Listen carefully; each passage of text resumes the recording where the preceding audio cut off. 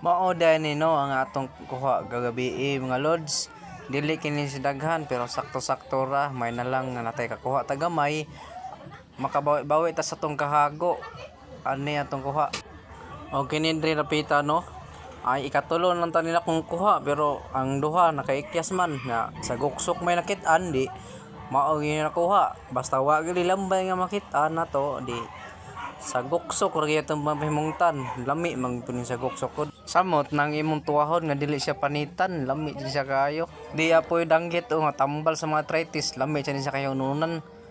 Payat sa siya, save kayo yung hurot yung bahaw ani ba. Hay, salamat nakakuha ng jug lambay. Kining lambaya ikatulo na gintaning kuha nako pero nakabuhi man ang duha. Hapit na ko mo surrender ani, magalin nakakuha kog lambay. Habi na kog di ko makakuha. Maayo nang gani kay pagkataod-taod na punan pag usa. Nawagtangan na ang kalaay. Murag kaulikon na gyud ko ato ba. Basta inaani mga dagko nga lilods ako gini siyang insecure. Ako ni siyang banganon kay aron ang iyang paak dili siya mga tangtang ba. Kay ako mo ni siyang ibaligya ang uban ani, ang uban ni sudan. Kay kung imo mong banganon lastik ko, secure nimo ang paak. Dili ma-discourage ang mamalitay. O tanaw, rindot kayo.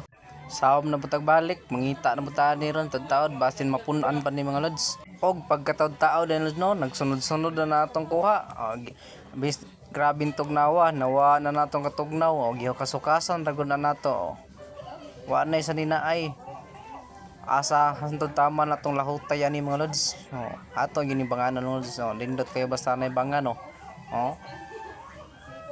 Kwarta buntag lang din nato na videohan no kay gabi wa tay gana mo video kay hubag itong kamot natunok sa danggit ngano mitong gikumot nga namon tay sa libot gikumot pag yun. Nakita nyo mga lods nga ako nang gibahig-bahig diha kay ako nang ilain ang dagko o gagmay kay ang dagko manggod kay 250 ang kilo ang gagmay kay 150 ang kilo. O brato ra kay ni affordable na ni kayo kinsay gana diha PM lang mo.